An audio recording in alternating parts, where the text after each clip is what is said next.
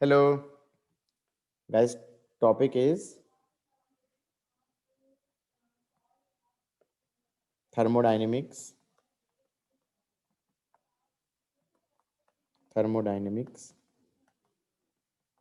and KTG, kinetic theory of gases. सबसे पहले KTG से स्टार्ट कर देते हैं. KTG, kinetic theory of gases. Guys ये बता दो केमिस्ट्री के अंदर कर चुके हो KTG या नहीं कर चुके हो? नहीं सर. No sir. अरे गैसियस स्टेट नहीं किया क्या? वो तो करा है सर. सर किया है लेकिन मतलब जितना फिजिक्स में गैसियस स्टेट तो किया है ना? Yes sir. Boyle law, Charles law, PV equal to nRT. Yes sir. हाँ वो सब किया है ना? Yes sir. हाँ तो बस इसका मतलब KTG कर चुके हैं. मैं तो बस रिकैप कराऊंगा. मतलब मैं इसमें बिल्कुल बेसिक्स नहीं बता रहा कि उसके अंदर हमारा क्या होता था. PV इक्वल टू nRT में आइडियल गैस इक्वेशन होती थी, हाँ या ना? इसमें all collisions are perfectly elastic. all collisions are of coefficient of restitution equal to 1. Elastic collisions, हाँ या ना? और क्या बात कर सकते हैं ये बता दो. PV इक्वल टू nRT में V क्या होता था? V क्या वॉल्यूम होता of the container. Volume of free space available होता था. प्लीज बच्चे सोच रहे हैं ये क्या हो गया. अरे अजम्पशन में होता था कि gaseous particles are tiny spheres, hard spheres of negligible volume. Negligible volume है तो इसका मतलब उनकी खुद की ऑक्यूपाइड वॉल्यूम 0 है, तो जो उनको फ्री स्पेस अवेलेबल है उसकी वॉल्यूम भी लेते थे, हाँ या ना? इसीलिए वॉल्यूम करेक्शन करते थे ना रियल गैस के लिए. तो वॉल्यूम में से कुछ माइनस करना पड़ेगा क्योंकि गैस की वॉल्यूम माइनस करोगे नहीं करोगे? Yes sir. समझ में आई बात है नहीं आई? तो इसलिए मतलब ये मत कहो ना कि हमें V वॉल्यूम ऑफ कंटेनर है. It is actually volume of free space available. बोलो हाँ. यही मैं चेक कर रहा था कुछ पता भी है नहीं पता इनको.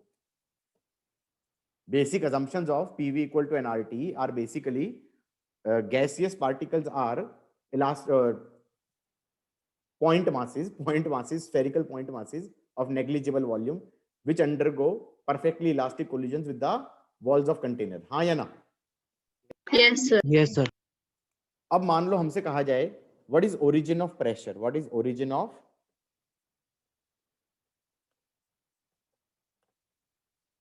of pressure. मान लो हमारे पास वॉल हैं, कंटेनर की वॉल्स हैं.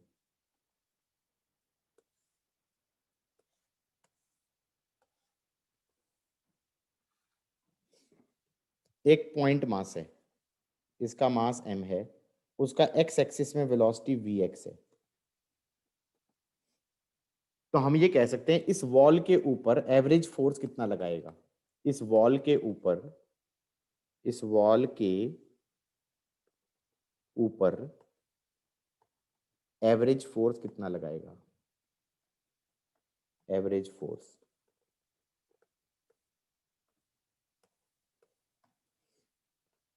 कैसे करेंगे? ये लेंथ ले लो L. ये कह सकता हूं वॉल से जब ये टकराने वाला होगा, ये वॉल है, वॉल दोबारा बना दी. वॉल से जब ये टकराने वाला होगा तो इसकी वेलोसिटी इधर की तरफ vx है. टकराने के जस्ट बाद इसकी वेलोसिटी इधर की तरफ vx हो जाएगी क्योंकि E1 है. चलेगा नहीं चलेगा? Yes sir. V separation is EV approach से, हाँ या ना? क्योंकि अब तुम कहोगे यार डेरिवेशन वगैरह क्यों करा रहे हैं, ये क्यों बेसिक्स, बिल्कुल बेसिक से कराता हूं मैं भाई. एडवांस के अंदर ना क्वेश्चन आया है इस चीज के ऊपर और उन्होंने पकड़ के ना वॉल की स्पीड दे दी u. सुन लो मेरी बात, वॉल की स्पीड दे दी u. अब उसके बाद ये मत कहना कि हमें करना नहीं आता, क्योंकि उसके अंदर ये तो कोलिजन का क्वेश्चन नहीं बन गया. ये vx था, ये u से आ रहा है. उसके बाद ये वेलोसिटी इसकी हो जाएगी v1, v सेपरेशन हो जाएगा v1 माइनस u, इस e को ले लेना 1 और v अप्रोच हो जाएगा vx प्लस u. बोलो हाँ. Yes sir. समझे कि नहीं समझे? वॉल भगा दी वेलोसिटी u से, हाँ या ना? तो ये मत कहना कि फिर हमसे नहीं हो पाएगा क्वेश्चन और फिर कुछ पूछ लिया प्रेशर के बारे में. ठीक है कि नहीं है? I don't want to talk about it. I want to talk about simple things. Okay, I'm simply saying कि velocity हमारी इधर vx थी, पहले इधर vx थी, change in momentum कितना हो गया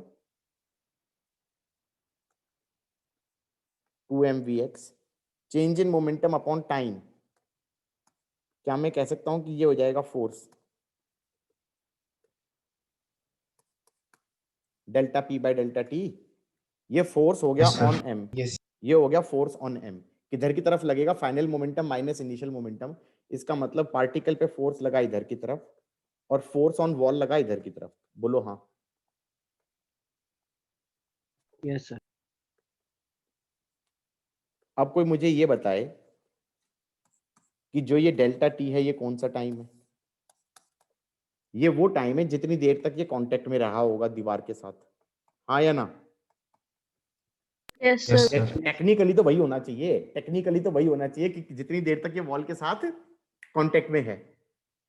अब ये देखो, ये फोर्स पहले जीरो थी, जब ये हवा में चल रहा था तो फोर्स जीरो थी, यहां पे था तो ये फोर्स जीरो थी वॉल के ऊपर, फिर अचानक से फोर्स आएगी ये वाली और फिर से जीरो हो जाएगी जब ये वापस आ रहा होगा, तो बोलो हाँ। Yes, sir. और Yes, फिर sir. ये इधर जाएगा, फिर ये यहां से टकराने के बाद इधर आ जाएगा Vx से और फिर वापस आएगा, फिर फोर्स लगेगी।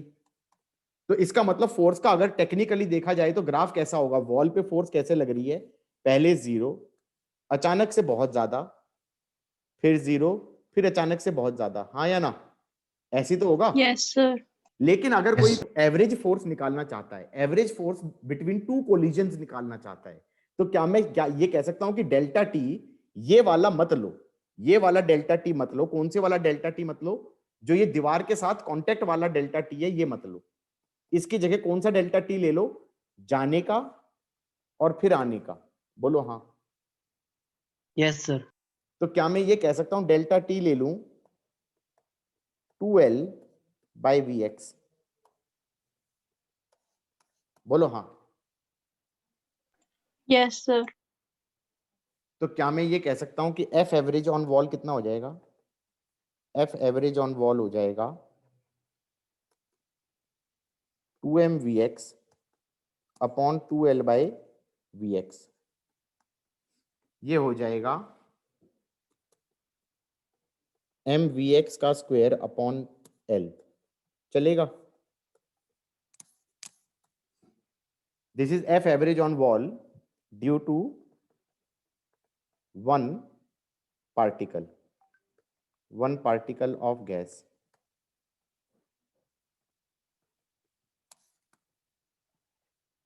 Everybody got it? Yes, sir. So suppose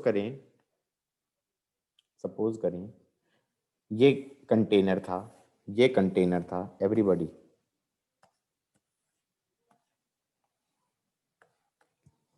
इसमें मान लो n पार्टिकल्स थे, कितने थे? n पार्टिकल्स थे, मतलब 1 से लेकर n।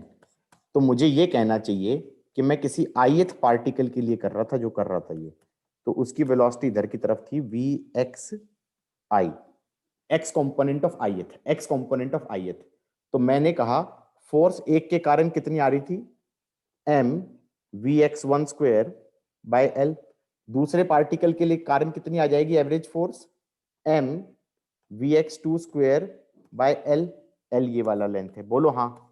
ऐसे ही सबके कारण फोर्स लिखता जाऊं तो क्या आ जाएगी, m vx n का स्क्वायर बाय l। अब समझ में आया ये जो सबस्क्रिप्ट लिखा है ये क्यों लिखा है मैंने, कि n is the number of particles of gas inside this particular chamber, बोलो हाँ। Yes, sir. सबका एवरेज ले लूं, सबका एडिशन कर दूं तो नेट फोर्स आ जाएगी, net average force on wall, कितना आ गया, m by l summation of vxi square, i goes from 1 से लेकर n, बोलो हाँ। Got it? Yes, sir. लिख लिया? एक मिनट सर। हाँ गाइस, आगे बढ़े। Yes, sir. अच्छा, बच्ची की ना कराटे क्लास चल रही है, लगता है वहां पे बैठ के ना हल्ला मचा रही है, हु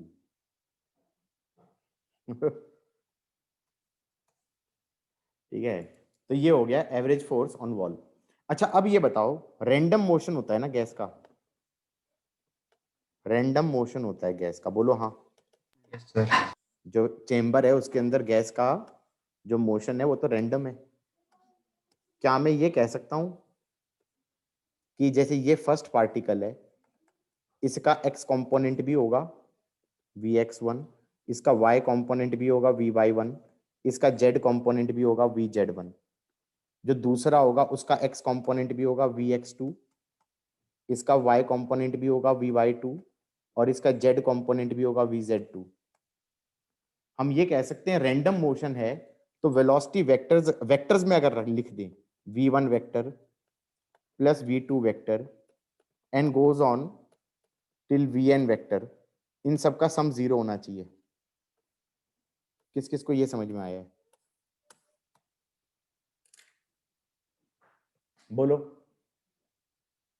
अरे सर हमारे एक बार फिर से बता दो। बता रहा हूं ना, हमारे कमरे के अंदर गैस के पार्टिकल्स हैं जो रैंडम मोशन कर रहे हैं, तो सबका वेक्टर सम 0 होना चाहिए, नहीं होना चाहिए? एक पर्टिकुलर डायरेक्शन में अगर नेट गैस मूव कर रही है तब तो कुछ वेक्टर सम कुछ होना चाहिए, अदरवाइज तो हम ये नहीं कहेंगे कि हमारा नेट मोशन 0 है। अगर मोशन गैस का नेट मोशन नहीं हो रहा है, रैंडम मोशन है, तो सारे वेक्टर्स का सम 0 नहीं होगा। Yes, sir. Yes. Yes, sir. Vector sum 0 होगा, मैग्नीट्यूड का सम 0 मत कर देना। समझ में आ रही बात है, नहीं आ रही है? Yes, sir. वेक्टर सम के 0 होने का मतलब ये भी कहा जा सकता है, v1 वेक्टर को लिख सकता हूं vx1 i cap plus vy1 j cap plus vz1 k cap, यही तो हुआ। v2 वेक्टर को लिख सकता हूं vx2 i cap plus vy2 j cap plus vz2 k cap, बोलो हाँ। ये v1 वेक्टर लिखा, ये v2 वेक्टर लिखा, जैसे इस वाले वेलोसिटी वेक्टर को लिख दिया, दूसरे के वेलोसिटी वेक्टर को लिख दिया, ऐसे सबको लिखता गया मैं, तो क्या आ जाएगा v nx i cap plus या xn लिख दो, मतलब समझ में आने से है, nth वाले का x component v y component of nth j cap and v z component of nth k cap. सही है कि नहीं है? इन सब का वेक्टर सम विल बी 0। तो technically summation of vxi, i goes from 1 से लेकर n, इतना i cap plus summation of vyi, i goes from 1 से n j कैप। प्रभाकर समझ में आ रहा है?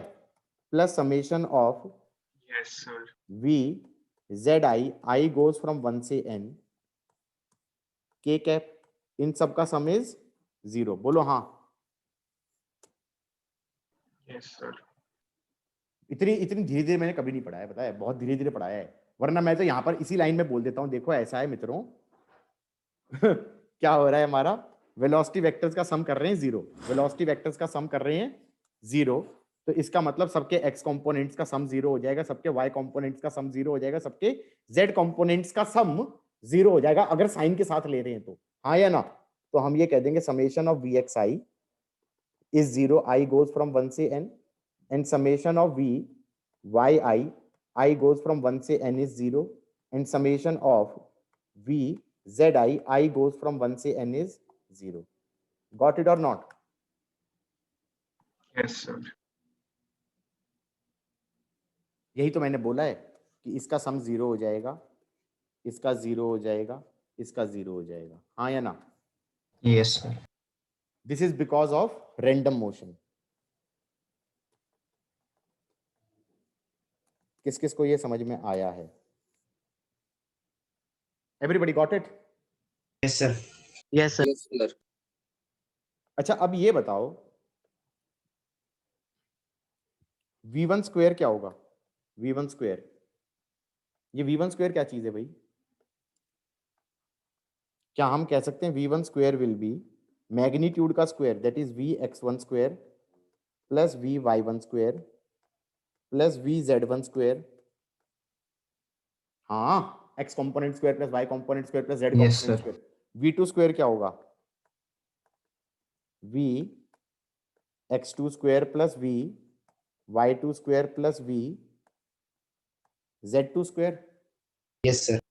ऐसे ही वी एन स्क्वायर क्या हो जाएगा, v x n square x component square of nth molecule nth particle, हाँ या ना, v y n square plus v z n square. सबके वेलोसिटीज का स्क्वायर ले लिया, सबकी वेलोसिटीज का स्क्वायर ले लिया और सबका कर दिया मैंने सम, सबका कर दिया मैंने सम। सबका सम कर दूंगा तो इधर लेफ्ट हैंड साइड में क्या आ जाएगा, summation of v i square, i goes from 1 से n should be summation of vxi square, I goes from 1 से n plus summation of vyi square, I goes from 1 से n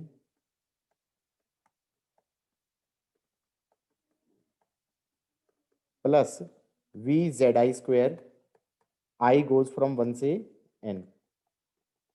Got it? Everybody? Yes, Yes, sir. sir. Yes, sir. Yes, sir. Yes, sir. Yes. समझ में आ गया नहीं आ गया, बोलो हाँ। Yes, sir. Yes, Okay, sir. sir. Yes, sir. उसके बाद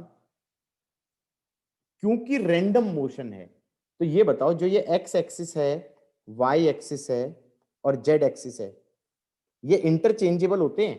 इसको चाहूं तो मैं वाई लिख सकता हूं, इसको फिर जेड लिख दूं, इसको एक्स लिख दूं, मतलब नाम देने में कोई फर्क, Yes, मतलब sir. तो देखने का अगर- पर्सपेक्टिव है। हाँ एग्जैक्टली अगर कोई एक्स एक्सिस में अलग से कुछ कांड ना हो रहा हो, पता चला एक्स एक्सिस में कंटेनर एक्सेलरेट कर रहा है, ये कर रहा है, वो कर रहा है, ऐसे करोगे तो दिक्कत है। लेकिन अदरवाइज रैंडम मोशन है तो तीनों एक्सिस इंटरचेंजेबल है, बोलो हाँ। Yes, sir. Yes, sir. सो क्या मैं ये कह सकता हूं जो ये क्वांटिटीज हैं और ये क्वांटिटीज हैं और ये क्वांटिटीज हैं, इन तीनों की वैल्यू इक्वल होगी? जीरो तो हो नहीं सकती, जीरो तो तब होती जब इनका साइन के साथ सम कर रहे थे। यहां पर तो स्क्वायर कर लिया ना भाई। तो कोई ये कहे कि एक पार्टिकल है, उसकी एक्स कंपोनेंट में वेलोसिटी है 2i, फिर -2j प्लस 3k, हाँ या ना। दूसरा पार्टिकल है उसका 3i -j प्लस 2k, और ये तीन पार्टिकल रैंडम मोशन कर रहे हैं तो ये होगा -5i प्लस 3j -5k। तीनों का अलग से सम जीरो हो गया, इसका जीरो हो गया, इसका जीरो हो गया, इसका जीरो हो गया, बोलो हाँ। स्क्वायर्स का सम जीरो थोड़ी हो रहा होगा, स्क्वायर्स का सम Yes, जीरो sir. थोड़ी हो रहा होगा। लेकिन ट्रूली रैंडम मोशन है तो तीनों का स्क्वायर्स का सम सेम होना चाहिए, नहीं होना चाहिए, जो कि यहां पे नहीं है। लेकिन मैं तो एग्जांपल के तौर पे बता रहा हूं कि तीनों के स्क्वायर्स का सम सेम नहीं होना चाहिए। Yes, sir. X Yes, sir. Components की वेलोसिटीज का स्क्वायर किया, एक्स कंपोनेंट्स का स्क्वायर किया और फिर सम कर दिया, वाई कंपोनेंट्स का स्क्वायर किया और सम कर दिया, जेड कंपोनेंट्स का स्क्वायर किया और सम कर दिया, तीनों सेम आएंगे।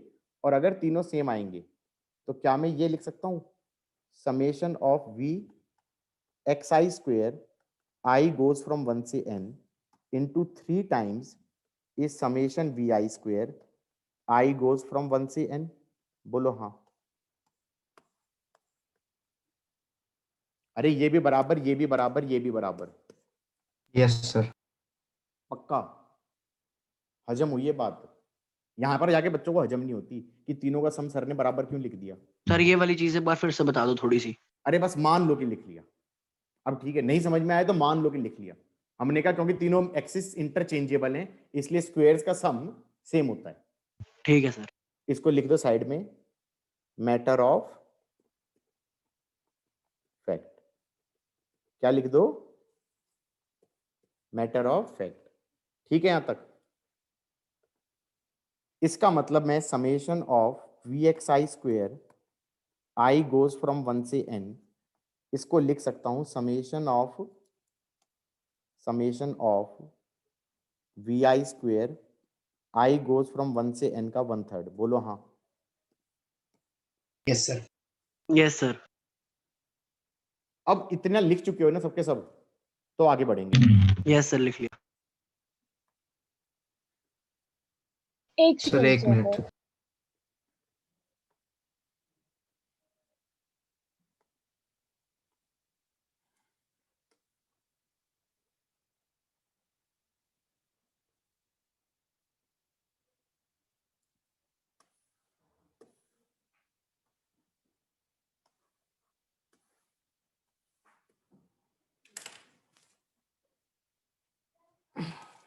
हो गया? Yes, sir. हो गया ना? आगे बढ़े? Yes, sir.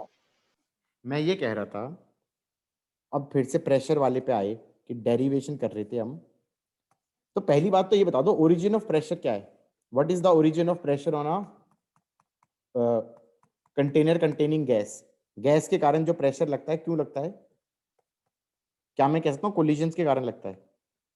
पार्टिकल्स का कोलिजन जब वॉल पे होता है। बिल्कुल सही बोला। ठीक है, ये कौन बोला? निशा बोली होगी। Yes sir. तो मैंने ये कहा था कि ये Vx से आया था, फिर ये Vx से चला गया, और फिर ये गया और वापस आया, तो मैंने कह दिया 2mVx change in momentum upon average time को लिख दिया 2L/Vx, और इसका फिर मैंने ith वाला पार्टिकल का लिया और उसका समेशन ले लिया, I गोज फ्रॉम 1 से लेकर n, सबके लिए ऐड कर दिया। ये एवरेज फोर्स थी, बोलो हाँ। Yes sir. एवरेज फोर्स क्या आ रही थी? m/l summation of Vxi square, I goes from 1 से n। अब मैं इसको चाहूं तो ये लिख सकता हूं, this is 1/3 of summation of Vi square, I goes from 1 से n। किस किस को ये चमका? Yes sir. Yes, sir. ये आ गया फोर्स। ये फोर्स आ गई इस वाले फेस पे, बोलो हाँ। ये फोर्स आ गई इस वाले फेस पे। प्रेशर क्या होता है? Force per unit area. तो ये एरिया ले लो, ए से डिवाइड कर दो, ए से डिवाइड कर दो, तो ये आ गया प्रेशर, बोलो हाँ। ए इंटू एल को लिख दोगे volume of container, A into L, area into this length L is volume of container. हाँ या ना में जवाब दोगे? Yes, sir. वॉल्यूम ही हो Yes, जाएगी क्या? sir. Yes, sir. Yes, sir. तो ये आ गया 3PV is m summation Vi square, I goes from 1 से n। V को नीचे रख लो यार। अब ये ध्यान रखना, ये मास किसका है? एक पार्टिकल का है, एक मॉलिक्यूल, एक पार्टिकल, उसका मास है, हाँ या ना? गैस के पार्टिकल का। Yes, sir. पार्टिकल कितने थे? पार्टिकल कितने थे? N. Capital N. Sir and capital N particles थे ना, तो कैपिटल एन से मल्टीप्लाई और डिवाइड कर दूं तो ये क्या बन गया? Total mass. Yes, sir. एक पार्टिकल का mass into number of particle कितना होता है भाई? Total mass. और total Yes, mass sir. Upon total volume कितना आ गया? डेंसिटी। Yes, sir. तो ये बन गई, ये पूरी चीज बन गई डेंसिटी। तो ये बन गया 3p/ρ का square root is V1 square plus V2 square plus Vn square by n का स्क्वायर रूट, बोलो हाँ। This quantity is called as root mean square velocity. This is called as root mean square velocity. बच्चे सोच रहे हैं वो chemistry के अंदर एक फॉर्मूला पढ़ा था, Yes, sir. VRMS is root 3p/ρ, हाँ या ना? और Yes, sir. Yes, sir. PM is ρRT, PM is ρRT, P/ρ is RT/m, तो ये आ गया 3RT/m का under the root, Yes, sir. बोलो हाँ। Yes, sir. But Yes, उसमें sir. इतनी लंबी चौड़ी डेरिवेशन नहीं की थी। अच्छा जी, जान के बड़ी खुशी हुई। यहाँ एक से बार तो थोड़ा सा ऊपर यहाँ कर से दो। तो मैंने शुरू किया है चैप्टर, यहाँ से तो मैंने चैप्टर शुरू किया है। मजा आया? बिल्कुल भी नहीं आया। ओके गाइज, यहाँ तक का समझ में आ गया। अब मैंने ये कह दिया था V1 square plus V2 square and Vn square by n का square root is called as V root mean square. यहां पर मैं ये कह सकता हूं एक नया टॉपिक चालू हो गया, टाइप्स ऑफ मीन्स। अरे नहीं, टाइप्स ऑफ मीन्स। मैथ्स के अंदर मैथ चालू हो गया अब, कि जैसे तुमने पढ़ा होगा ना कि a + b/2 क्या हो जाता है? Arithmetic mean. रूट AB क्या हो जाता है? Geometric. ज्योमेट्रिक मीन, हाँ या ना? Yes, sir. Root mean square क्या हो जाएगा?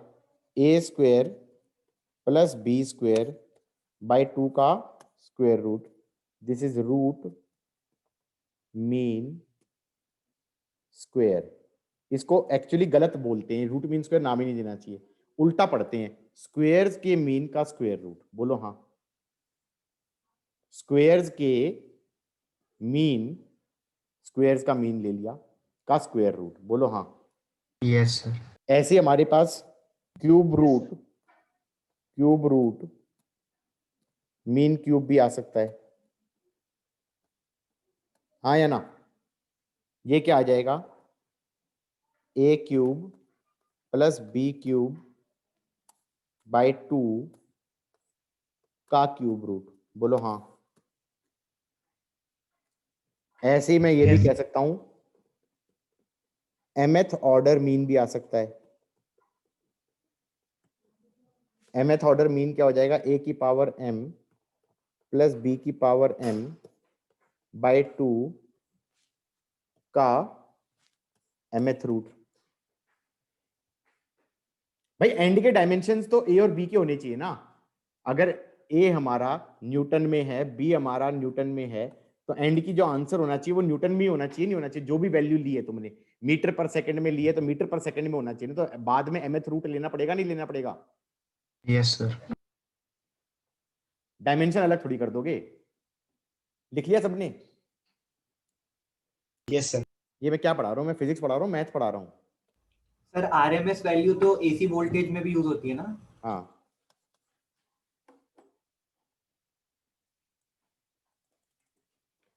उसके बाद सपोज करो, सर वो एक बार नोट करना था ऊपर. अरे उससे और बेटर करता हूँ ना, मैं और बेटर करता हूँ. देखो इधर देखो. मान लो मेरे पास सेट है x1 से लेकर x1 x2 xn. इसका अरिथमेटिक मीन क्या होगा? ये हो जाएगा x1 plus x2 addition till xn by n. इसका ज्योमेट्रिक मीन क्या हो जाएगा? x1 multiplied by x2 multiplied by xn का 1 बाय n. इसको बोल सकते हो चाहो तो, अरे यार, हाँ, इसको बोल सकते हैं summation of xi, i goes from 1 से n अपॉन n. इसको बोल सकते हैं पाई xi, i गोज फ्रॉम 1 से n का 1 बाय n. इसका रूट मीन स्क्वायर क्या हो जाएगा? इसका रूट मीन स्क्वायर हो जाएगा x1 square plus x2 square till xn square by n का स्क्वायर रूट. इसका mth ऑर्डर मीन क्या हो जाएगा? mth ऑर्डर मीन क्या हो जाएगा? ये हो जाएगा x1 की पावर m प्लस x2 की power m goes on till xn की power m divided by n का 1 बाय m. बोलो डन. सर ये जो जीएम में पाई कैसे आया? Pi is a symbol used for multiplication. जैसे जैसे ये वाला सिंबल होता है समेशन का, ये वाला सिंबल होता है मल्टीप्लिकेशन का.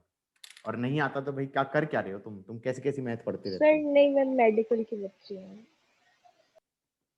कौन है ये मेडिकल की बच्ची है? सर महक.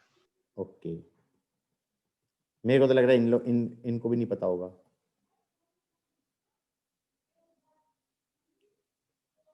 हो गया? Yes, sir. आगे बढ़े? एक सेकंड सर, नोट करना है. जल्दी जल्दी करो, जल्दी जल्दी. गाइस सपोज करो, एक्चुअली दो डिफरेंट केस होते हैं. या तो होता है discrete set of numbers, discrete set of numbers, जिसमें क्या हो गया x1 से लेकर xn हो गए. और कई बार ना, और इसका मतलब मेनली तुम्हें क्या पता होना चाहिए, अरिथमेटिक मीन निकालना और रूट मीन स्क्वायर निकालना आना चाहिए। अब कई बार ना कंटिन्यूअस फंक्शन हो जाते हैं, क्या हो जाते हैं, कंटिन्यूअस फंक्शन हो जाते हैं, कि जैसे कोई फंक्शन हो गया y equal to F x, y equal to F x, जैसे ये कोई y equal to F x हो गया, ये y है, ये x है, ये है y equal to y as a function of x, this is basically F x. अब उसमें कई बार पूछ लेते हैं what is y average, y की average value between x equal to a to x equal to b, y की average value between x equal to a, मतलब यहां पर x इक्वल टू a ले लिया, और ये हो गया x इक्वल टू b, ये हो गया x इक्वल टू b, इसके बीच में y की एवरेज वैल्यू कितनी है। y की एवरेज वैल्यू बेसिकली क्या हो जानी चाहिए, ये हाइट्स का सम डिवाइडेड बाय नंबर, बोलो हाँ, यही तो होगा, Yes, sir. इन हाइट्स का सम divided by number. Yes, sir. हम ये बता दें ये मैथमेटिकली कैसे डिफाइंड है, ये मैथमेटिकली डिफाइंड है area under the curve, area under the curve, ये जो ब्लू वाला एरिया है ना, ये पूरा एरिया ले लो, ये पूरा एरिया लेके उसकी चौड़ाई से डिवाइड कर दो। तो क्या करो, एरिया कैसे लेते हैं, x डिस्टेंस पे एक dx ले लो, एक dx चौड़ाई ले लो, और ये dx चौड़ाई लेके हाइट कितनी हो जाएगी इसकी, fx, तो ये y average is defined as fx into dx। ये इस रेक्टेंगल का एरिया हो गया या नहीं हो गया गाइज, ये इस रेक्टेंगल का एरिया हो गया या नहीं हो गया, fx इंटू dx। इसका कर दो integration x equal to a से x इक्वल टू b तक। क्या कर रहे हो भाई, किसके यहाँ बाजा बज रहा है, दोबारा ऐसी हरकत ना हो भाई, समझ में आ रहा है। x डिस्टेंस पे dx लिया और ये वाला एरिया लिया, ये वाला एरिया हो जाएगा fx इंटू लेंथ, ये हो गया ब्रेड्थ, ये हो गया लेंथ, हाँ या ना, fx into dx, x equal to a से b तक इंटीग्रेट कर दो, और फिर डिवाइड किससे करोगे, b माइनस ए, किससे डिवाइड कर दिया, b माइनस ए। किस किस को ये चमका है, Yes, sir. this is how it is defined, y average between x equal to a to x equal to b is defined as fx into dx, a से लेकर b upon b minus a। got it or not? Yes, sir. एस Yes, ये है हमारा arithmetic mean, ये है हमारा arithmetic mean. और geometric mean, sorry, root mean square कैसे डिफाइंड है, रूट मीन स्क्वायर कैसे डिफाइंड है, ये डिफाइंड है y RMS between x equal to a to x equal to b is, पहले तो फंक्शन का ही पूरे का स्क्वायर कर दो और स्क्वायर का ग्राफ बना के फिर dx करो, और फिर a से b पे इंटीग्रेट कर दो, और फिर b माइनस a से डिवाइड कर दो, और उस पूरे का ले लो, इस पूरे का ले लो, क्या ले लोगे भाई, अंडर रूट। हाँ, इस पूरे का ले लो स्क्वायर रूट।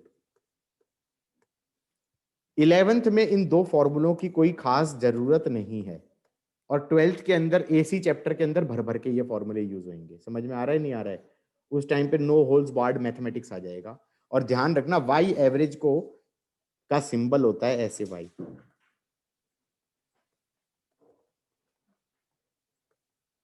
अरिथमेटिक मीन के लिए, याद रखना, क्योंकि एनसीईआरटी में ये सिंबल यूज किया होगा, हाँ या ना, डर मत जाना। उस टाइम तक तुम्हें एरिया अंडर कर्व भी समझ में आ चुका होगा, जब तक दोबारा आएगा ये, हाँ या ना, समझ में आई है बातें, नहीं आई है, yes sir. Everybody got it, yes sir. आगे बढ़े, यस सर। ओके गाइज, ये बताओ ये हमारे पास गैस थी और ये जो पार्टिकल्स थे इसका जैसे Vx1 था, Vy1 था, इसका Vz1 था। क्या मैं लिख सकता हूं total kinetic energy of gas कितना होगा? Total kinetic energy of gas वो हो जाएगा हाफ m v1 स्क्वायर। हाँ, v1 स्क्वायर खुद में क्या हो जाएगा? Vx1 square plus Vy1 square plus Vz1 square, चलेगा ना? अरे काइनेटिक एनर्जी वेलोसिटी यही तो होगा, half m v Yes, square. sir. Yes, sir. दूसरे की कितनी हो जाएगी? हाफ m v2 स्क्वायर, और ये कितनी हो जाएगी? Half m vn square. हाँ या ना? Yes, sir. Yes, sir. इसको लिख सकता हूं half m v1 square plus v2 square plus vn square, चलेगा ना? एक काम करते हैं यार, आरएमएस बनता बनता सा दिख रहा है, दिख रहा है ना? दिख रहा है ना? किस किस को दिख रहा है? Yes sir. Yes, sir. n से मल्टीप्लाई कर दो और डिवाइड कर दो, तो ये हो गया रूट मीन स्क्वायर वेलोसिटी का स्क्वायर, तो ये बन गया half mn into v RMS का स्क्वायर। वी आरएमएस को क्या लिख सकते हैं? 3RT बाय मॉलिक्यूलर वेट, चलेगा? Yes, sir. तो इसका मतलब ये हो गया हाफ। अच्छा अब रुको, ये m इंटू एन क्या चीज है? क्या मैं कह सकता हूँ ये टोटल मास है? एक Yes, मॉलिक्यूल sir. का Yes, mass sir. Into number, yes sir. एक का मास और इंटू नंबर, एक का मास इंटू नंबर इस टोटल मास।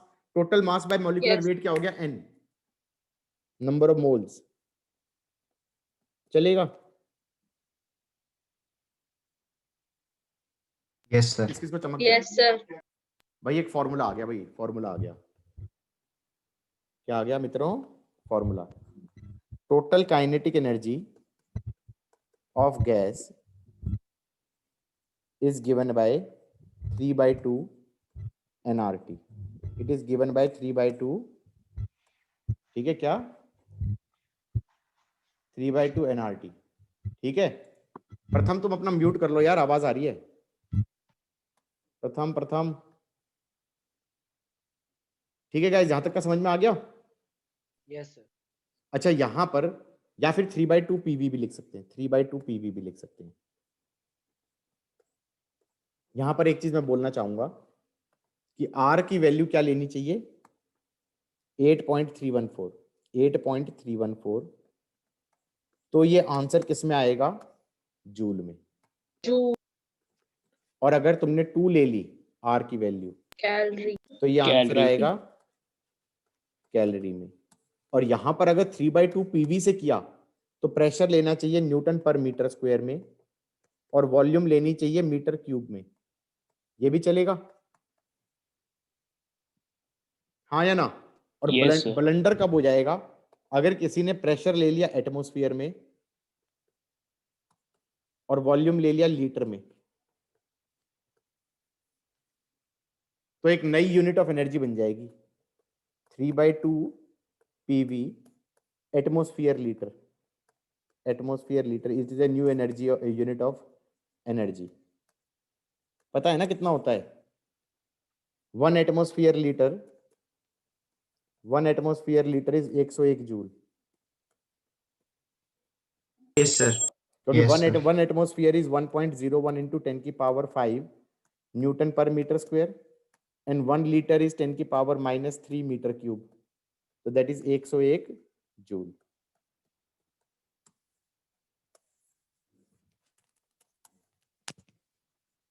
तुम लोगों को लग रहा है ना थोड़ा सा फास्ट चल रहा हूं मैं, ये अज्यूम करके चल रहा हूं कि भाई केमिस्ट्री में जीरो नहीं है, हाँ या ना? Yes, sir. लग रहा है ना ये? Yes, sir. गलत अजम्पशन तो नहीं है? नहीं बोल दो कि सर आप गलत अज्यूम कर रहे हो, हमें कुछ नहीं आता। लाइक सर आता है। आता है ना? गुड। आगे सही बढ़े? स्पीड है। हाँ यही होनी चाहिए, इससे कम स्पीड में तो मैं पढ़ा भी नहीं सकता।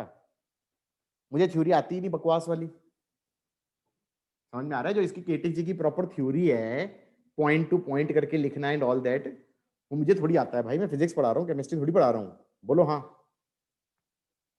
आगे बढ़े। Yes, sir.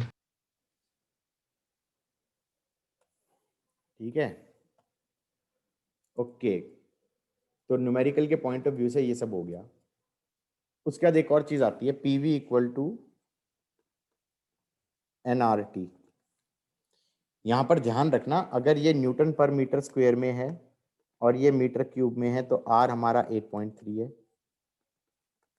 और ये अगर हमारा एटमॉस्फेयर में है और ये लीटर में है तो ये 0.0821 है, और इसकी तीसरी यूनिट कैलोरी, कैलोरी वाला लेना है तो ये होती है। ठीक है, समझ में आ गया या नहीं आ गया, याद रहेगा। Yes, sir. PV equal to NRT. मैंने अगर एक मोल में, 1 मोल में कितने नंबर ऑफ मॉलिक्यूल्स होते हैं, अवागाड्रो नंबर 6 × 10⁻23, बोलो हाँ। Yes, sir. तो Yes, मैंने sir. कहा नंबर ऑफ मोल्स को मैं मल्टीप्लाई कर दूं अवागाड्रो नंबर से, और फिर मैं डिवाइड कर दूं अवागाड्रो नंबर से, तो ये क्या आ जाएगा, टोटल नंबर ऑफ मॉलिक्यूल्स, बोलो हाँ। Yes, sir.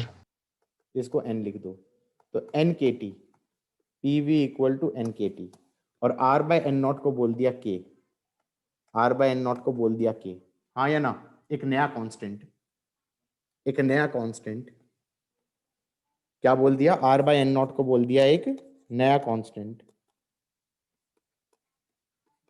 Boltzmann constant. मैं वेट कर रहा था, कोई तो बोलेगा। Boltzmann constant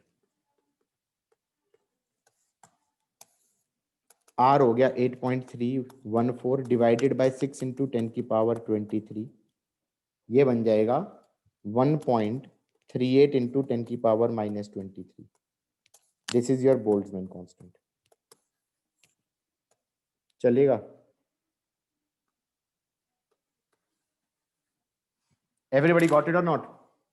Yes, sir. Yes, sir. समझ में आ गया है गाइस? आगे बढ़ें। 1 minute.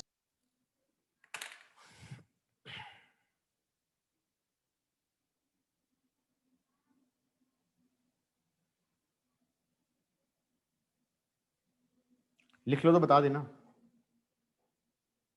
1 minute sir.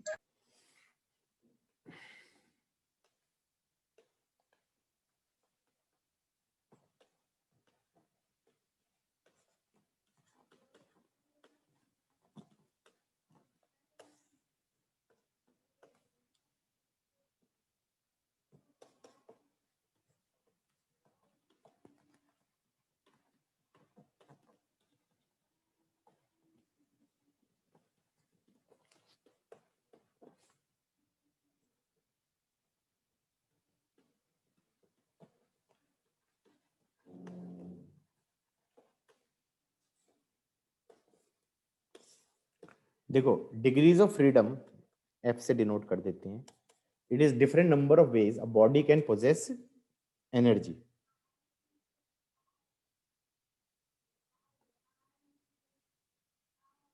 Okay, wait करते हैं जरा, उसको दिक्कत हो रही है। गाइस, डिग्रीज ऑफ फ्रीडम क्या हो गया? Numbers of different ways a body can possess energy. Okay, बहुत ही वेग सी डेफिनेशन है, बहुत ही वेग सी definition if you think over it, हाँ या ना? What do you mean by that degrees of freedom? Chill, क्या कहेंगे? चिल। दूसरी चीज, गैस के अंदर तुम केटीजी की एक अजम्पशन और थी, ऑल एनर्जी इज काइनेटिक, याद आ रहा है? All energy is kinetic energy, no potential energy, बोलो हाँ। बच्चे कहेंगे ये तो याद नहीं आ रही हमें, या थी, याद है? किसी को याद है या नहीं है? एनीबॉडी? नहीं याद है? Sir. अरे भाई, all energy is kinetic, no potential energy. No potential energy को ना वो ऐसे नहीं बोलते, वो ये बोलेंगे no interaction between the particles, ये बोला होगा। assumption Yes, है sir. कि they particles do not interact among themselves or whatever bullshit, कुछ ऐसे लिखा होगा, हाँ या ना? Yes. It actually translates to no potential energy, only kinetic energy, बोलो हाँ। अब ठीक है? अब बात समझ में आई या नहीं आई? Yes, sir. अब मान लो, अब मैं डिग्रीज ऑफ फ्रीडम का काइनेटिक एनर्जी के वे में बताता हूं कि इसका मतलब क्या है। इसका मतलब ये है, अगर कोई पार्टिकल वन डायमेंशन में चल रहा है, 1D में चल रहा है, 1D में चल रहा है, तो ये वन डायमेंशनल मोशन हो रहा है, वन डायमेंशनल मोशन हो रहा है, तो हम कहेंगे ट्रांसलेशनल काइनेटिक एनर्जी का डिग्री ऑफ फ्रीडम कितना हो गया? 1। 1 डिग्री ऑफ फ्रीडम हो गया। मान लो कोई पार्टिकल प्लेन में चल रहा है, या जैसे फॉर एग्जांपल मैं कह दूं प्रोजेक्टाइल फेंक दिया, तो मैं ये कह सकता हूं एक्स एक्सिस में भी मोशन हो रहा है और वाई एक्सिस में भी मोशन हो रहा है, हाँ या ना? Yes, मैं sir. कहूंगा इसका ट्रांसलेशनल काइनेटिक एनर्जी का डिग्री ऑफ फ्रीडम इज 2। अगर मैं कहूं जेड एक्सिस में हवा चल गई, जेड एक्सिस में एयर चल पड़ी, एयर फ्लो कर रही है, तो उस एयर की वेलोसिटी के कारण ये जेड में भी मूव कर गया, तो फिर डिग्रीज ऑफ फ्रीडम कितनी हो जाएंगी? 3। 3. बिल्कुल सही। दैट मेक सेंस और नॉट? Yes, sir. अब अगर मैं ये कहूं कि मेरे पास ये सिलेंडर है, इसको यहां से हिंज किया और घुमा दिया, तो मैं कह सकता हूं रोटेशनल काइनेटिक एनर्जी की डिग्री ऑफ फ्रीडम कितनी होगी? 1, क्योंकि इस एक्सिस के अबाउट घूम रहा है, इस एक्सिस के अबाउट रोटेट कर रहा है, हाँ या ना? चलेगा? Yes, sir. अब मैंने एक काम किया, इस घूमते हुए सिलेंडर को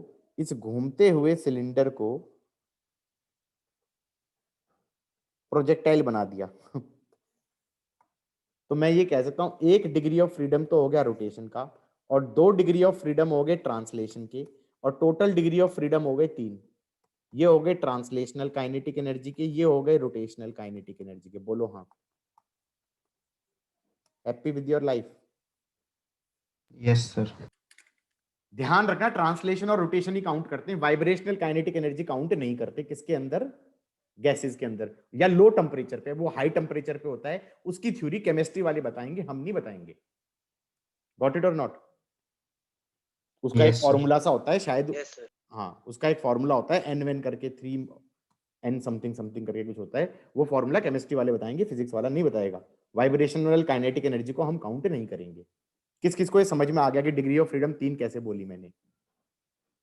मान लो कोई बॉड का पहिया है, ये जमीन पे चलने लग गया, ये ट्रांसलेट भी कर रहा है और रोटेट भी कर रहा है, तो हम कहेंगे 1 डिग्री ऑफ फ्रीडम होगी ट्रांसलेशनल काइनेटिक एनर्जी की, 1 डिग्री ऑफ फ्रीडम हो गई रोटेशनल काइनेटिक एनर्जी की।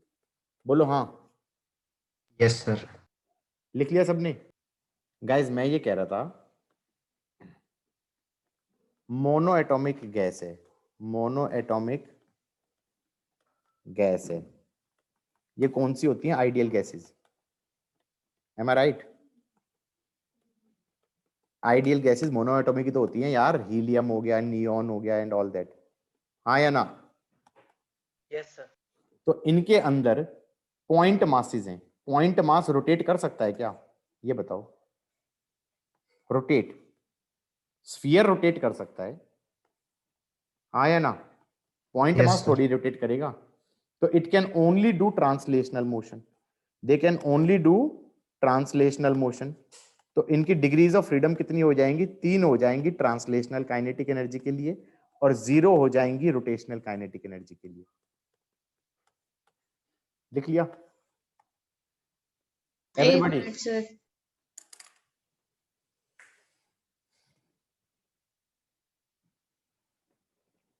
हो गया? हो जाए तो बता देना। 1 minute, sir.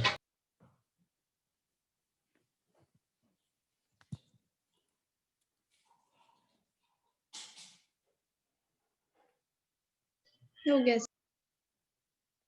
उसके बाद दूसरी गैस हो गई डायटोमिक। ये हो गया इस टाइप का O2 N2 Cl2 वॉटेवर जो भी है, हाँ या ना। इनका स्ट्रक्चर कैसा होगा? 2 point masses connected by a rod, बोलो हाँ। Yes, sir. तो क्या मैं ये कह सकता हूं कि तीनों एक्सिस में ट्रांसलेट भी कर सकता है ये चीज? इसमें भी ट्रांसलेट कर दिया, इसमें भी ट्रांसलेट कर दिया, इसमें भी ट्रांसलेट कर दिया। अब ये बता दो, अगर ये इस एक्सिस के अबाउट घूमेगा तो इसका कुछ मूवमेंट ऑफ इनर्शिया होगा। याद करो, rotational kinetic energy is Yes. Defined as half ICM omega square. याद आ रहा है? Yes, sir. तो मूवमेंट ऑफ इनर्शिया होगा ना, पॉइंट मासेस अगर ऐसे कनेक्टेड हैं तो। और इसके अलोंग घुमाऊंगा तो भी मूवमेंट ऑफ इनर्शिया होगा। Yes, sir. अगर इसके अलोंग घुमाऊंगा तो क्या मैं कह सकता हूं ICM 0 हो जाएगा? क्यों? क्योंकि ये पॉइंट मास है, स्फीयर नहीं है, पॉइंट मास है, हाँ या ना। तो इस एक्सिस Yes, के sir. अबाउट घुमाओगे तो मूवमेंट ऑफ इनर्शिया 0 हो जाएगा, नहीं हो जाएगा? तो क्या मैं ये कह सकता हूं डिग्रीज ऑफ फ्रीडम 3 तो हो गई ट्रांसलेशनल काइनेटिक एनर्जी के लिए, और 2 डिग्रीज ऑफ फ्रीडम हो गई रोटेशनल काइनेटिक एनर्जी के लिए, और टोटल डिग्रीज ऑफ फ्रीडम हो गई 5। बोलो हाँ। Yes, sir. Everybody got it? Yes, sir. Third case हो गया try atomic and non linear molecule. Non linear molecule, उसकी डिग्रीज ऑफ फ्रीडम 3 तो हो गई ट्रांसलेशन की और 3 हो गई रोटेशन की। बोलो हाँ। ये नॉन लीनियर क्यों बोला? क्योंकि लीनियर वाला केस तो ये हो जाएगा, लीनियर वाला केस तो 5 वाला केस हो जाएगा। बोलो हाँ। Yes, sir. Yes. किस किस को समझ में आ गया है? Yes, sir. Yes, sir. Yes, sir. अगली चीज मैं बोलना चाहता हूं कि मैंने टोटल काइनेटिक एनर्जी का जो फॉर्मूला बनाया था, याद करो, मैंने टोटल काइनेटिक एनर्जी का जो फॉर्मूला बनाया था वो कितना था? 3/2 By NRT था। 2. NRT था ना, Yes, या sir. 3/2 PV था? बेटा इसमें गड़बड़ थी। इसमें गड़बड़ क्या थी तुम ये बताओ? मैंने क्या अज्यूम करके बनाया था? ओनली ट्रांसलेशन अज्यूम करके बनाया था। Yes. XYZ 3 एक्सिस में मोशन मान के बनाया था ना। Yes, sir. प्रॉपर डेरिवेशन याद हो तो अभी अभी किया था। Yes, sir. तो मैंने कितनी डिग्रीज मान के किया था? 3। Yes, sir. समझ में आया कि नहीं आया? इसका मतलब 1 डिग्री ऑफ फ्रीडम की टोटल काइनेटिक एनर्जी कितनी होती है? 1 degree of freedom, 1 degree of By 2 freedom NRT. Has kinetic energy NRT/2। सही है कि नहीं है? Yes, sir. किसको समझ में आ गया? 1 degree of freedom has kinetic energy NRT/2 for, मतलब ऑब्वियसली फॉर n मोल्स। चलेगा कि नहीं चलेगा? And 1 degree of freedom, 1 degree of freedom has kinetic energy equal to RT/2 for 1 mole. ये भी चलेगा? Yes, 1 sir. Degree of freedom has kinetic energy RT/2 for 1 mole. 1 mole मतलब Avogadro लोगों के लिए। 1 degree of freedom, 1 degree of freedom has kinetic energy for 1 molecule, for 1 molecule is kT/2। ये भी चलेगा? चमका है या नहीं? Yes, sir. Yes, sir. पक्का? Yes, Yes, sir. sir. Yes, sir. तो मैं ये बोलना चाह रहा हूं कि हमारा 1 डिग्री ऑफ फ्रीडम के लिए kinetic energy for 1 molecule is kT/2, for 1 mole is RT/2, for n moles is NRT/2। अब मैं ये कहूं कि मोनो एटॉमिक के लिए कितना हो जाएगा? और जनरल क्या हो जाएगा? जनरल, पहले तो जनरल लिख देते हैं। जनरल हो जाएगा kinetic energy is F into NRT/2। बोलो हाँ। Yes, sir. गॉट इट और नॉट? दिस इज बेसिकली मैंने क्या करा दिया? Law of equipartition of energy करा दिया। Law of law of equipartition of energy करा दिया। Law of equipartition of energy क्या कहता है? each degree of freedom has same energy. Each degree of energy degree of freedom has same energy. Got it or not? यही तो बोल रहा है। उसके हिसाब से मैं कह सकता हूँ kinetic energy total is F into nRT by 2। इसको कई बार ऐसे भी लिख देते हैं इंटरनल एनर्जी, क्योंकि all internal energy is kinetic energy. तो इंटरनल एनर्जी का फॉर्मूला हो गया N FR by 2 into T। बच्चे सोच रहे हैं सर ने ना F को अंदर क्यों घुसा दिया, F को अंदर क्यों घुसा दिया। थोड़ी देर बाद ना मैं चैप्टर में आगे बढ़ते हुए कहूंगा इंटरनल एनर्जीज N CVT और फिर कह दूंगा CV इज FR बाई 2। इसलिए इस फॉर्म में लिखा है क्योंकि ऐसे लिखने की मेरी आदत है। गॉट इट और नॉट? Yes sir. सर इसको- एक सेकंड ऊपर कर दीजिएगा सर, थोड़ा सा और। यस सर, हो गया सर, थैंक यू। थोड़ा ऊपर कर ही रहे तो यहाँ पर ही लिख देते हैं सीधा। मैं क्यों इतनी मेहनत कर रहा हूँ? इधर देखो, यहाँ पर मैं लिख सकता हूँ मोन एटॉमिक की एनर्जी हो गई 3RT by 3 into nRT by 2। इसकी हो गई 5 इंटू nRT बाई 2। उसमें कई बार पूछ लेते हैं कि ट्रांसलेशन कितनी है 3 nRT बाई 2 और रोटेशन कितनी है 2 nRT बाई 2। चलेगा ना? और इसकी हो गई 6 nRT बाई 2। बोलो हाँ।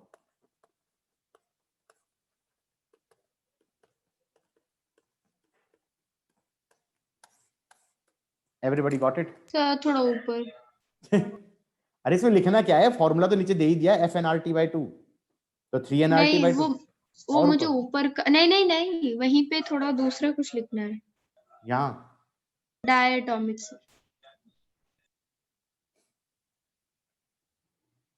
हो गया। हो गया। गुड, आगे बढ़े। हाँ भाई, सही चल रहा है यहाँ तक? Yes yes sir. Yes sir. Good good. तो इंटरनल एनर्जी का सब करा दिया मैंने। एक छोटी सी चीज और करा देते हैं, डिग्रीज ऑफ फ्रीडम।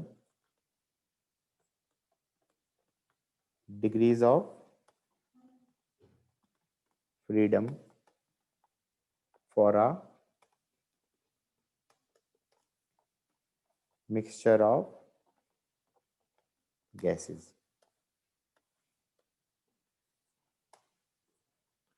तो degrees of freedom for a mixture of gases, मान लो मेरे पास एक मिक्सचर है जिसमें N1 मोल्स हैं ऐसी गैस के जिसकी डिग्रीज ऑफ फ्रीडम F1 है, और N2 मोल्स हैं ऐसी गैस के जिसका डिग्रीज ऑफ फ्रीडम F2 है। बच्चे सोच रहे क्या बकवास कर रहे हैं। मैंने कहा यार 3 मोल्स ले लो किसके, 3 मोल्स ले लो हीलियम के एंड 5 मोल्स ले लो O2 के। Happy with your life? चलेगा? Yes sir. तो अब ये कह रहा है what is the F equivalent, what is equivalent degrees of freedom, what is F equivalent. 3 और 5 मतलब यार कुछ और ही लो, तुम कंफ्यूज हो जाओगे। 2 मोल्स ले लो हीलियम के और 10 मोल्स ले लो O2 के।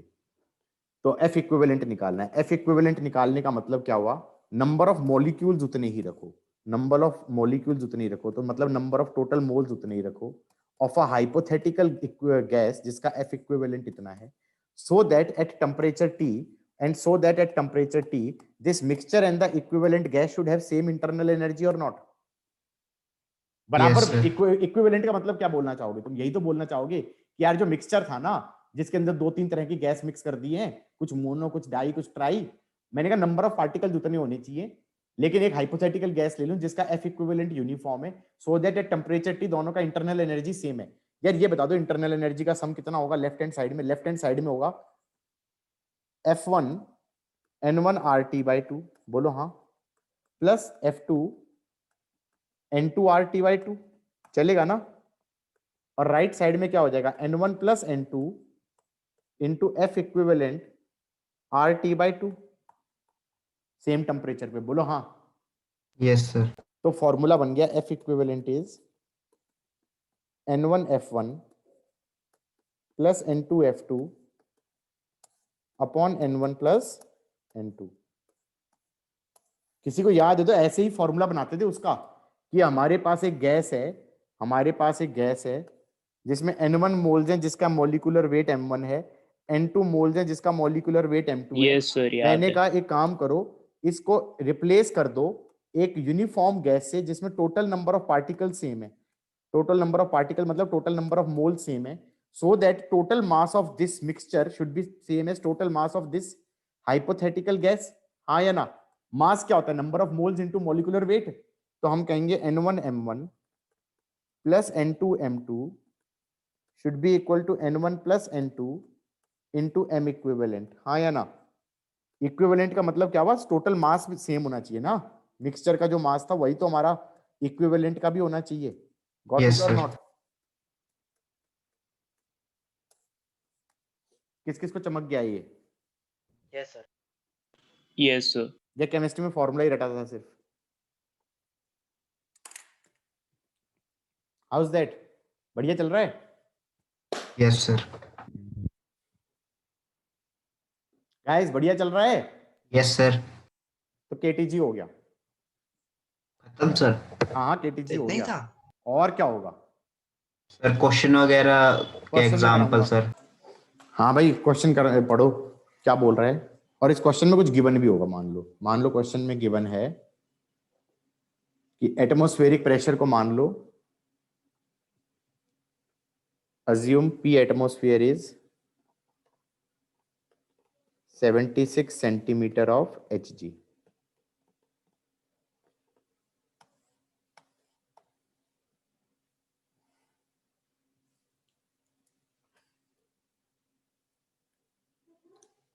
गाइस कैसे करा जाए क्वेश्चन? शुरू कराऊं? मैं कराऊं? An open glass tube is immersed in mercury in such a way that a length of 8 centimeter extends above mercury level। ये मरकरी है और ये ट्यूब को इसने ऐसे इमर्स कर दिया कि इतनी ट्यूब बाहर है। कितनी ट्यूब बाहर है? 8 सेंटीमीटर। चलेगा? एंड इसमें साइड में लिख देना चाहिए इग्नोर कैपिलरी इफेक्ट्स।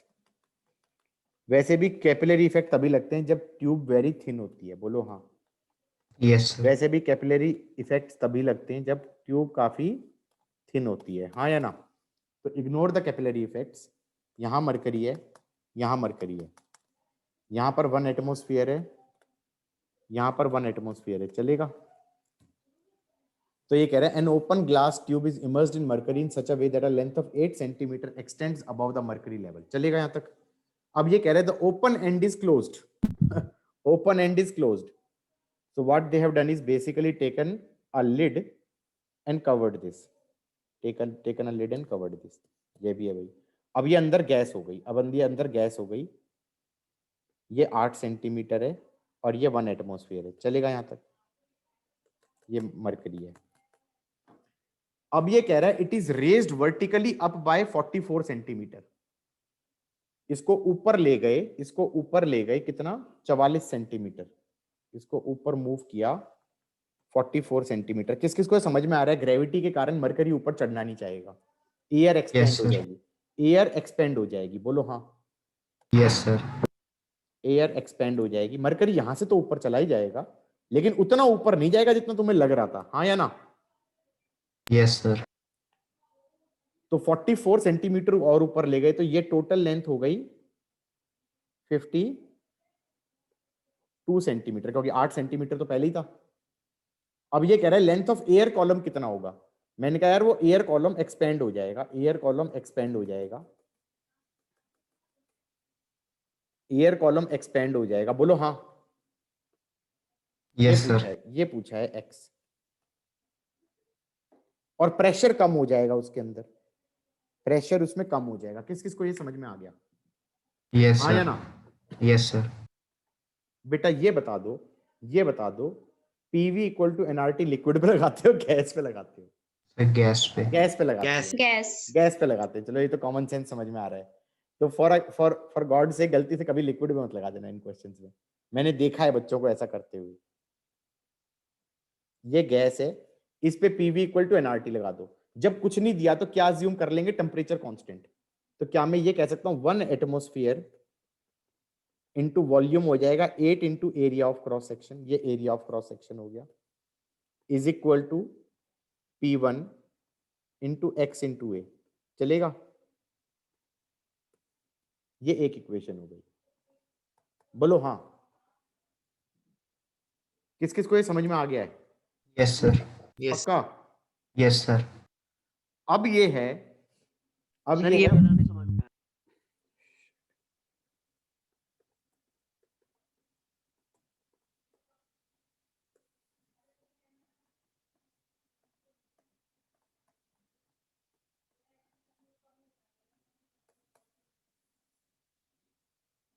अब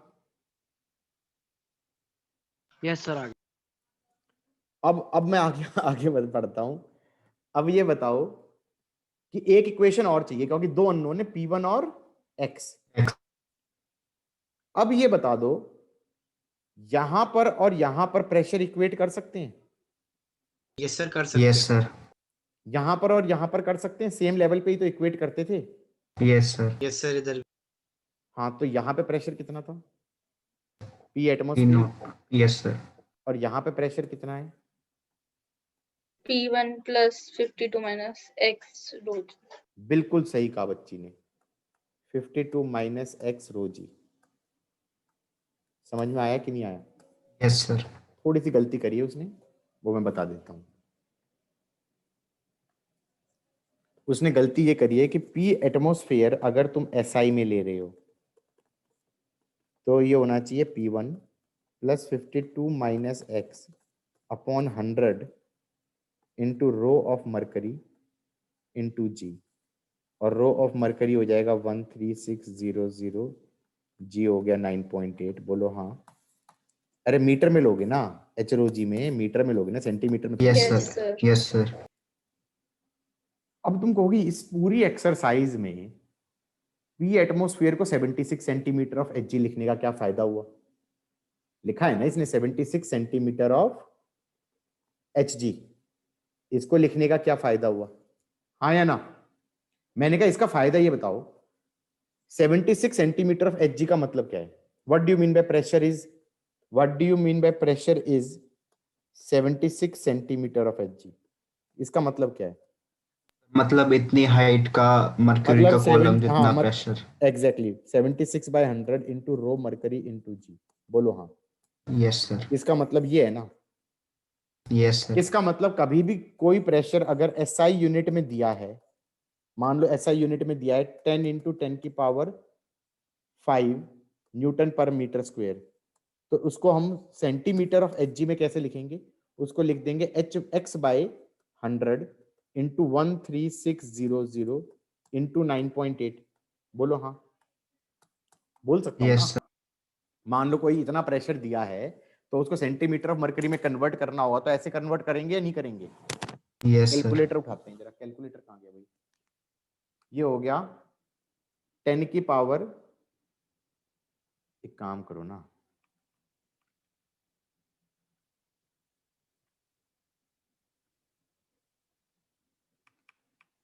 डिवाइडेड बाय 9.8,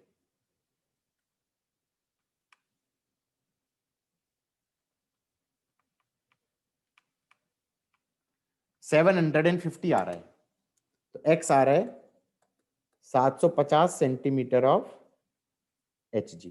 समझ में आया कि नहीं आया?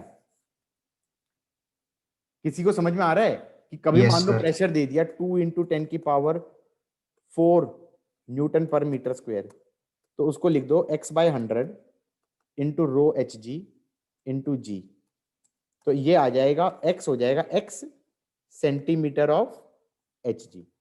किस किस को ये चमक गया? वो हो जाएगा 2 इंटू 10 की power 4 into 100 upon 13600 into 9.8। Got it? इतना सेंटीमीटर ऑफ Hg।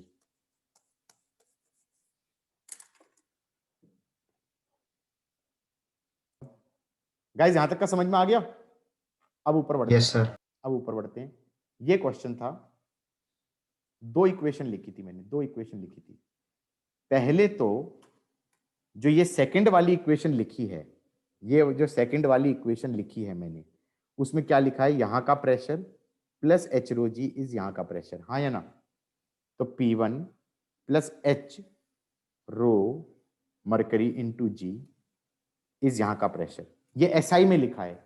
अब इस पूरी इक्वेशन को अगर मैं 100 से मल्टीप्लाई कर दूं और रो मरकरी इंटू जी से डिवाइड कर दूं, तो क्या इक्वेशन बन जाएगी?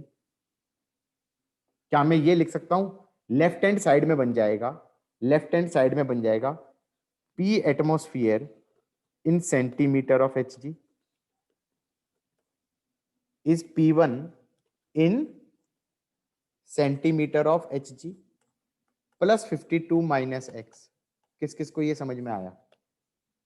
Yes, sir. Yes, sir. अब आ सीधा। गया। Yes, sir. और ऐसे ही जो ये ऊपर वाली इक्वेशन बना रहा था मैं, इसके अंदर भी मजे लूं। ये तो मैं अभी एटमॉस्फेयर में ले रहा हूं, एटमॉस्फेयर, क्योंकि लेफ्ट हैंड साइड एटमॉस्फेयर में तो राइट हैंड भी एटमॉस्फेयर में होगा। अगर लेफ्ट हैंड साइड 1.01 इंटू 10 की पावर 5 कर दूंगा तो ये भी हमारा न्यूटन पर मीटर स्क्वायर में हो जाएगा। बोलो हाँ या ना? क्वेश्चन Yes, वाले sir. ने दिया है 76 सेंटीमीटर ऑफ एच जी, हाँ या ना? तो मैं ये कह सकता हूं कि इसमें इक्वेशन लिखनी चाहिए, एलएचएस में लिखनी चाहिए सीधा 76 into 8 A should be P1 into X A. चलेगा? अब P1 भी किस में हो गया? सेंटीमीटर ऑफ मरकरी में हो गया। P1 भी किस में हो गया? सेंटीमीटर ऑफ मरकरी में हो गया। बोलो हाँ। Yes, sir. Yes, sir. तो इक्वेशन, 2 इक्वेशन बन गई इसमें। एक तो बन गई 76 मल्टीप्लाइड बाय 8 इज P1x, और दूसरी बन गई हमारी 76 is P1 plus 52 minus x. Solvable है या नहीं है P1 और x के लिए? Yes sir. Yes, sir. पक्का? Yes, sir. क्वाड्रेटिक बनेगी, सॉल्व कर लेना, ठीक है? Yes sir. I am not going to solve यार, मतलब come on, let's not waste time. जिसको आज की डेट में क्वाड्रेटिक सॉल्व करने में दिक्कत आ रही है तो वो कंपटीशन का आइडिया त्याग दे, ठीक है? 9-10 वालों Sir, को एक भी मिनट. हो गया नहीं हुआ, चलो करो। ये पिछला क्वेश्चन ही है, इसके अंदर अब मैंने इस क्वेश्चन को मॉडिफाई किया। The open and is closed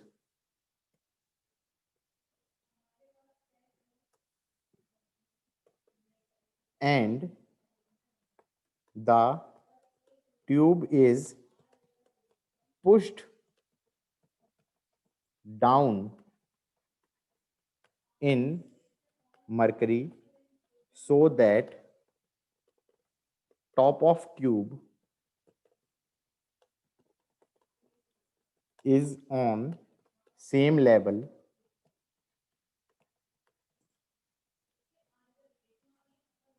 as that of liquid in container। समझ में आया? Yes, sir. find length of air column। करो, मैं आ रहा हूं 2 मिनट में, करो इस क्वेश्चन को। assume P atmosphere is 76 centimeter of Hg। P atmosphere is 76 centimeter of Hg। Sir, मैं बताऊं? चलो बताओ क्या equation I? Sir, 76 hmm, plus x equals to. ओए प्लस एक्स, अच्छा Sir, नहीं, ये वाली, ये तो दूसरे वाली ठीक है. अच्छा दूसरे वाली इस P1 ना? हाँ. ठीक Yes, है, sir. तुम्हारी सही है भाई। पहले इसमें वाली तो वही थी. हाँ भाई, इसमें ये था, पहले सिचुएशन ये थी। बोलो हाँ। ये 1 एटमॉस्फेयर था, ये 8 सेंटीमीटर था। उसके बाद इसने इसको बंद किया, और इसको अंदर पुश किया तो ऐसे कर दिया। बोलो हाँ। ये एयर कंप्रेस हो गई, ये एयर कंप्रेस हो गई, ये लिक्विड है मरकरी, यहाँ पे प्रेशर P1 हो गया। तो पहली बात तो PV इक्वल टू एनआरटी तो गैस पे लगाओगे, PV इक्वल टू एनआरटी तो गैस पे लगाओगे। इस लेंथ को मैंने मान लिया x, तो मैं कह दूंगा इस गैस के ऊपर P1 V1 is P2 V2 temperature constant मान के, हाँ या ना। तो P1 V1 तो कितना हो गया 8 इंटू एरिया, 8 इंटू एरिया हो गया तो वॉल्यूम, और प्रेशर हो गया 1 एटमोस्फेयर। मैंने कहा एटमोस्फेयर को ले लो सेंटीमीटर ऑफ मरकरी में, तो 76 सेंटीमीटर ऑफ Hg आ गया, हाँ या ना। That should be equal to P1 in centimetre of Hg into XA into XA। तो क्या मैं कह सकता हूं ये आ जाएगा P1x इज 76 इंटू 8। बोलो हाँ। एक इक्वेशन तो ये आ गई। Got it? अरे नहीं समझ में आ रहा तो बोल देते हैं भाई, इनकी सर नहीं आया, समझ में ही नहीं आया मैं तो। आ गया सर। सर आ अगर गया। सर और यहां पर प्रेशर सेम करोगे, यहां पर और यहां पर सेम कर सकता हूं क्या? तुम्हें याद है liquid to liquid, liquid to liquid. To liquid horizontal level में प्रेशर सेम करते थे नॉन एक्सेलरेटिंग लिक्विड में। याद आ रहा है? लिक्विड चैप्टर में पढ़ा था शुरू वाली चैप्टर फर्स्ट लेक्चर में। Liquid to liquid horizontal level पे प्रेशर सेम करते थे सेम लिक्विड में नॉन एक्सेलरेटिंग लिक्विड में। याद आ रहा है यूट्यूब वाले जो क्वेश्चन करते थे? तो यहां पर प्रेशर सेम मत कर देना, क्योंकि गैस टू लिक्विड थोड़ी सेम कर सकते हो, तो दैट विल बी रॉन्ग। तुम्हें कहां सेम करना है गाइज? यहां पे और यहां पे चलेगा। अब यहां पे Yes, प्रेशर क्या लिखोगे? P atmosphere plus H rho g. तो यहां पे लिखना चाहिए P atmosphere plus x by 100 into rho mercury into g should be P1। बोलो हाँ। yes, ये sir. दोनों अभी SI यूनिट में है। SI यूनिट को मैं atmosphere of centimetre of mercury में करना चाहूंगा तो 100 से मल्टीप्लाई करूंगा, रो Hg इंटू जी से डिवाइड करूंगा, तो ये आ जाएगा ये आ गया 76, ये आ गया x इज P1। प्रभाकर अब समझ में आ गया या नहीं आ गया? यस सर, मैंने x ना पूरे ट्यूब का लेंथ लिया था, इसलिए ऐसे हुआ था। इसीलिए ऐसा ब्लेंडर हुआ था। समझ में आ गया नहीं आ गया? Yes sir. पक्का? Yes sir. टफ तो नहीं था? No sir. इसी क्वेश्चन का भाई बंधु क्वेश्चन कैसे बनता है कि ये क्वेश्चन हमें तीसरी बार कॉपी पेस्ट करने वाला हूं लग रहा है।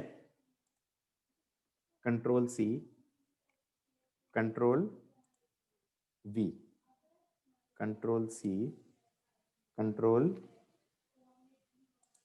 V। इस क्वेश्चन में मान लो मैंने कह दिया मरकरी नहीं बोला, ये वाटर बोल दिया। अब क्या करोगे? साथ में कह दिया density of Hg is 13600 kg per meter cube and density of water is 1000 kg per meter cube and atmospheric pressure P atmosphere 76 centimeter of Hg। कैसे करेंगे?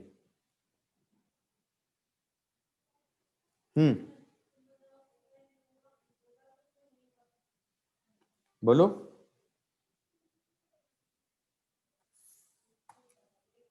क्योंकि प्रीवियस ईयर में क्वेश्चन ऐसे आया था, वाटर बना के किया था उन्होंने। सर मतलब कन्वर्ट करना पड़ेगा उसको। किस चीज को कन्वर्ट करना पड़ेगा वो मैं पूछना चाह रहा हूं। ये 1 एटमोस्फियर ले लिया, ये 1 एटमोस्फियर ले लिया, अब ऊपर ले गया, ये इसे बंद कर दिया, इसे ऊपर ले गया, तो ये मैंने प्रेशर बोल दिया, ये P1 हो गया, और ये डिस्टेंस x ले लिया, ये डिस्टेंस 52 माइनस x ले लिया। इक्वेशन ही तो चाहिए मुझे। यहां पर गैस पे लगाऊंगा तो मैं कह दूंगा 76 into 8a should be equal to P1 into XA। बेटा ये बता दो ये इक्वेशन में P1 कौन सी यूनिट में है? Sir centimetre of HG। Centimetre of HG पे है। दूसरी इक्वेशन क्या लिखोगे? यहां पर प्रेशर और यहां पे प्रेशर सेम करोगे।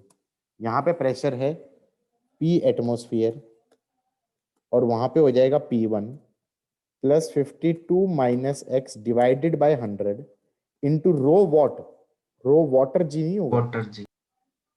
अब इस पूरे को मल्टीप्लाई करोगे 100 से और डिवाइडेड करोगे रो मरकरी जी से। समझे कि नहीं समझे? Yes sir. तो ये बन जाएगा हमारा 76 is equal to P1 plus 52 minus x into rho water by rho HG। तो ये बन जाएगा 13.6 लिख दो और इसको 1 लिख दो, चलेगा ना? ये इक्वेशन बनेंगी दो। Now that is a previous year question.